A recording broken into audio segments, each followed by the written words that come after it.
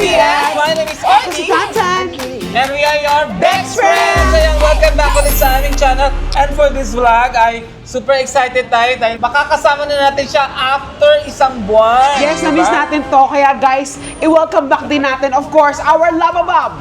Petit! Rockabit! Ayan! Grabe, alam mo, ang ganda mo sa Canada. Ang puti kinis. What? I think it's the weather. Is I it think the it's the weather? weather. Ano na? Anong part ng Canada ka na? Ay, ang dami kong pinunta na Toronto, Edmonton, Vancouver, Yellowknife, Grand Prairie. Oh, ang dami. Oo, marami. 9 cities. Oh! Anong katabi ng Toronto? Maruya ako.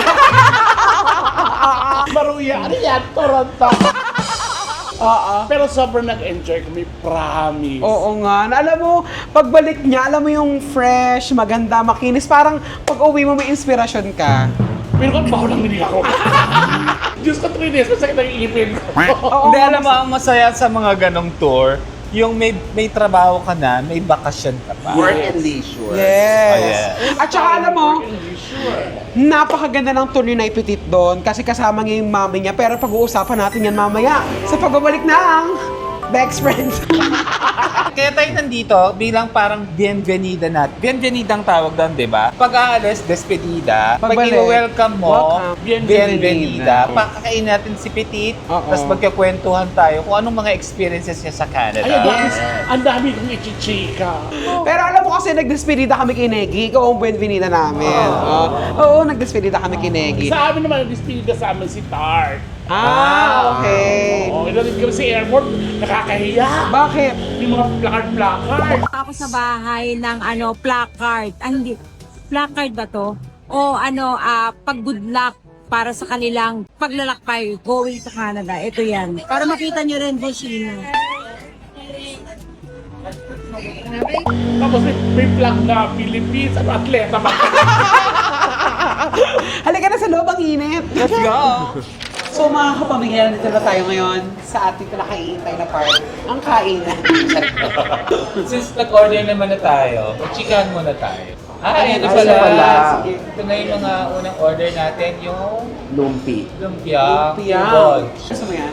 Okay lang, pero tingin-tingin lang. Kasi nga, hindi ako makakabay. Kasi hindi ako sanay ng food dito. Arte mo. Hindi ko yung dila niya ginawang lengwa. Ano ba mga kinakain mo sa Canada? Lalaki! Ay, hindi grass. Baka. Lenay, kamusta ang tour nyo? Ay, actually sinasabi ko talaga sa pag mag-show ako doon, yung prior pa lang, yung dream come true ko yun. Bakit? Kasi nung best ako nag-tour, first kasama ko si Mama. Hinantayin niyo ko regalo kay Mama. Ano? Hindi ko siya i-reveal ngayon kasi baka manakawan na naman.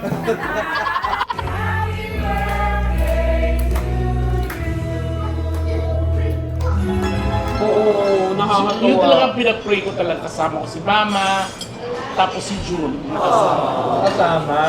Hindi Tawag ko ni naman- June, ah. Kasi pinagdasal ko talaga yun sa Quiapo. Sinalubong ko yung birthday ko sa Quiapo. Sabi ko, Dad, sabi ko, all set na po. Pero bakit di kaya ni Mama yung pagod? Si June, hindi pa lumalabas yung visa. Sabi ko, baka po pwede, tulungan mo ako. Alam mo, sobrang powerful talaga ng Quiapo. Ng prayers. After nung birthday ko, kinumagahan, lumabas yung visa ni June. Taray. Kaya hindi ako masyadong napagod kasi nakakapagod talaga yung pagpapak. Di ba? Kasi nasabi niya sa akin nun, kung wala si Jude, ipapak niya si Mother sa loob. Iba yung nanay ko sa Canada. Bakit? Walang nararamdaman ng sakit ng tuhod, Ay, sakit masaya ng siya. balakang. Pag ganun. Tsaka pag naglalakad siya, pag nakakita ka rin, pinapaalog yung baby. Sumisipol mag-isip. Pero siya rin yun. Alam mo, napanood ko kasi sa mga vlog ni Naipit at nung nakaraan, kita-kita ko yung galak sa mata ng nanay niya. Tsaka doon siya nag-birthday. Nag-birthday yung nanay ko. talaga ba? Yes, umiyak yung nanay ko doon. Bakit? Kasi siya magbabayad. Yes. So, ang saya-saya niya kasi doon siya nag-birthday siya ako sa nag-birthday. abroad. Si Jewel din doon nag-birthday. Yes. Ang dami regalo ng nanay ko. Siyempre lahat yun. Chinika mo. Chinika ko.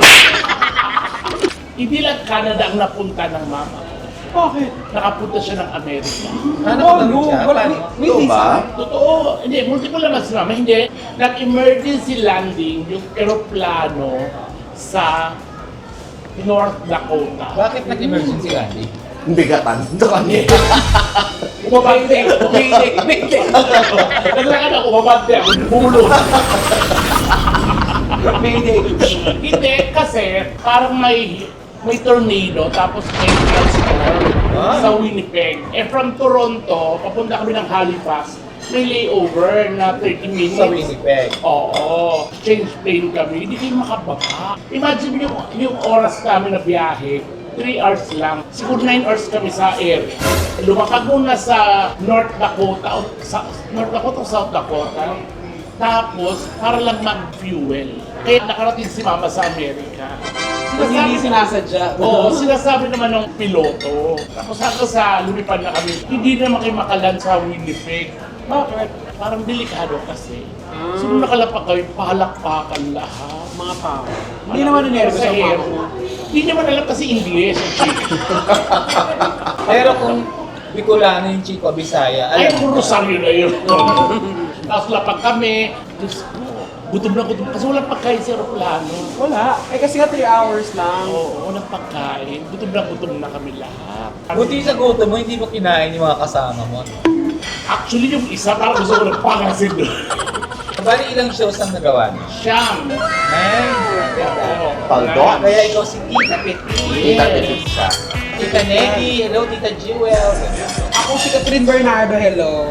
Ako kay Jewel ngayon Catherine kasi Canadian na siya. Yes, pumunta siya ng bank, nagpunta si Catherine doon. Super pabox sila.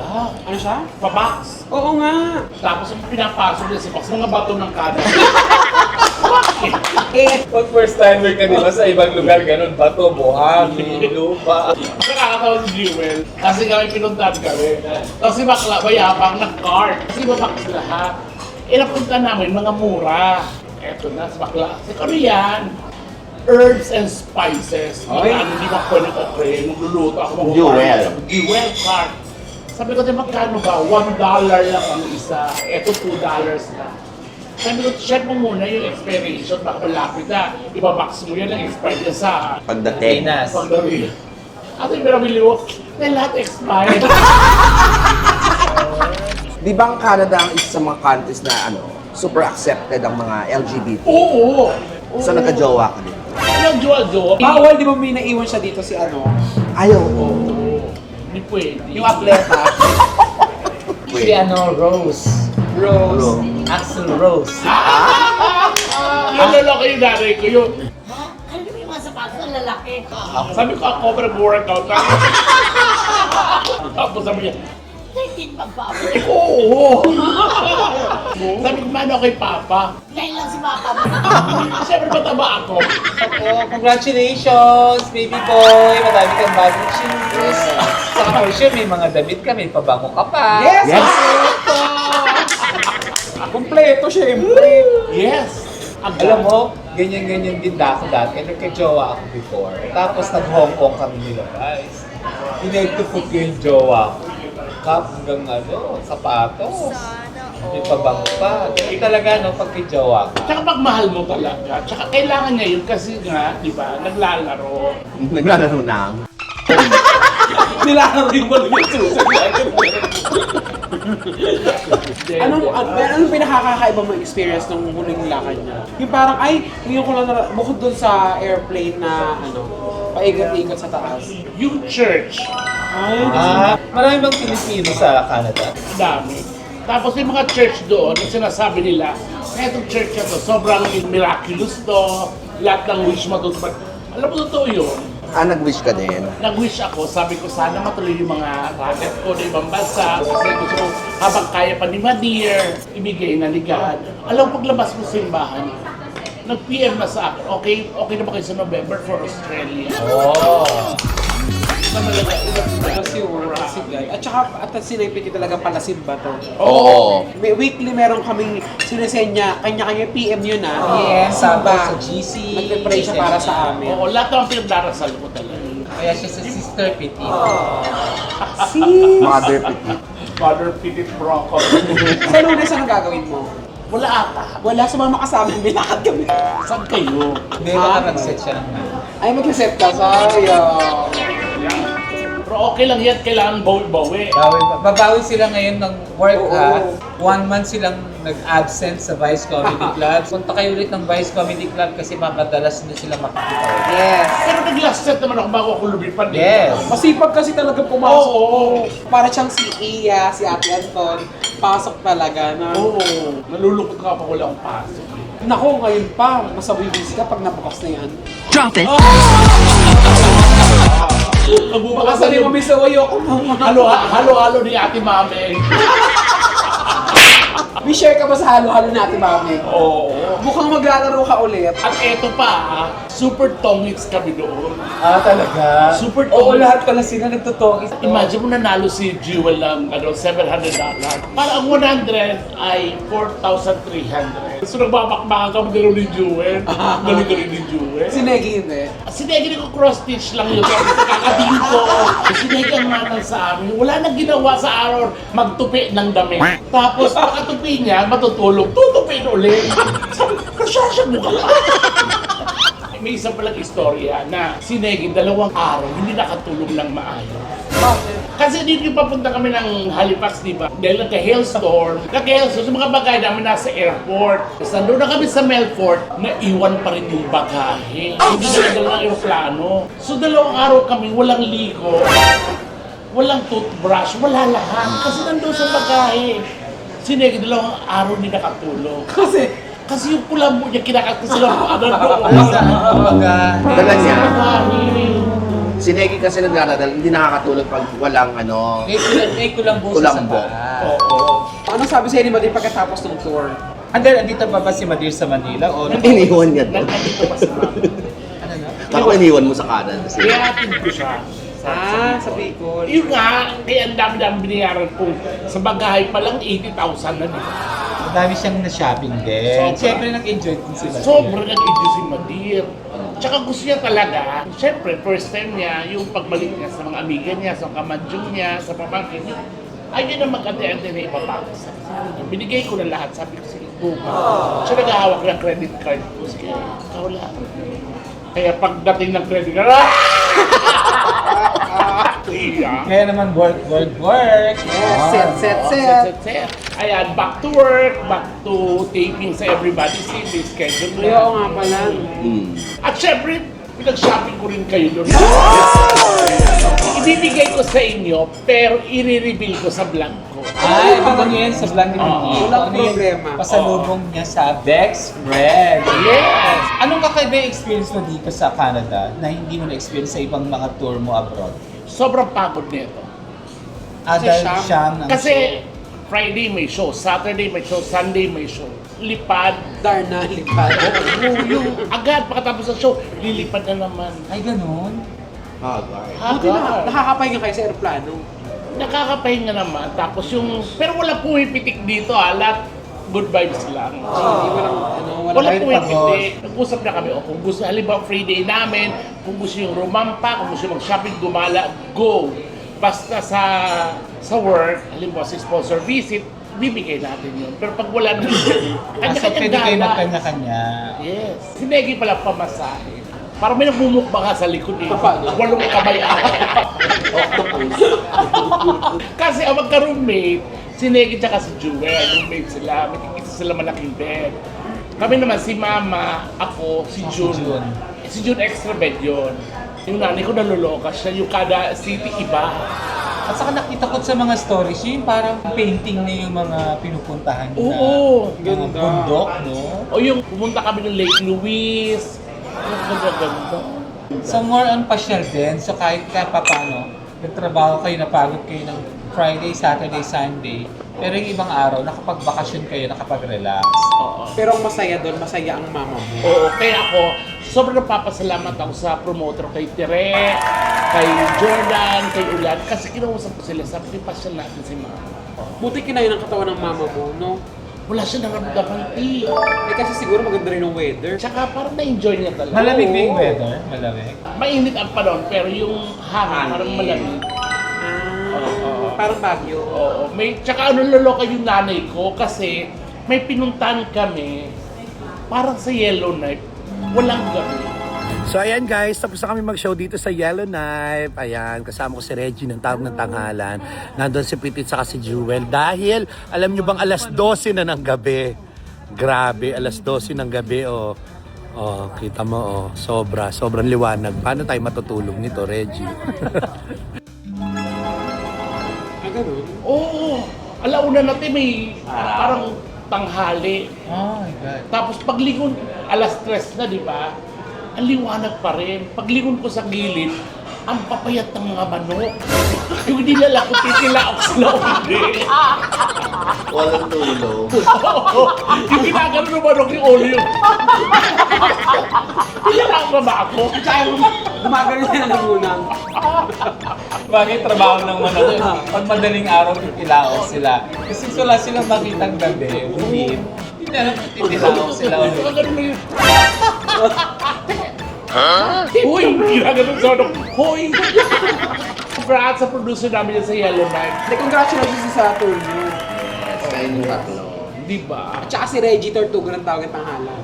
Oo, mabait din yun. Oo, nakita ko nga sa mga Reggie Tortugo. sa mga video ni Video Jewel. Bait. Siya eh. Oh, tsaka may husay kumanta. Yes, TNT yun eh. Si Casey Romero, syempre nakita niyo. Ayo. Ay, tsaka yung Casey Romero, iba yun din. Bakit? Yung alam mong trans-Pinay, Bakit anong ginawa? yung pag messy hair, Oo. yung malaking Canadian. Oo. Oo, tsaka ang dami connection. Magaling talaga kasi makisama rin si Casey. Oo, Machika kasi si Casey. Machika, tsaka Inglesera na rin. Iba yung ate Casey nyo. Yes, alam nyo na ano ako, di ba, na nakapasa na ako sa visa ng Canada. Baka magkita kami ni Casey ng Vancouver. At may sariling salon din, di ba? May sariling salon.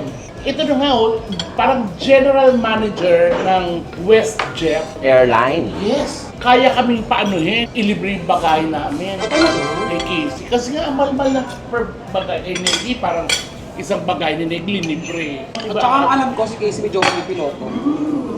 Totoo Wala ba? na sila ng piloto. Wala na. Homeless na ngayon ang jowa. Naubusan ni Casey. Si Casey Romero Salon Yes. sa Canada, katabi ng Casey Romero Silog. Yung Kami kami Casey Romero Silog, Casey Romero Salon. Oo. Maganda yung mga gamit pang mayaman. Oo, yung mga gamot. Kinakain ko pa yung shell ng Hindi. Ito, Ano kulay na dinuguan? ang masarap yung suso. So ayan, nakamusta na natin si Petit na nakapagkwento na tayo sa kanya sa mga experiences nila sa Canada. Marami kang ilalabas na vlog sa Canada. Ay, Nanilabas ko na, lahat. Si Jewel ang meron pa.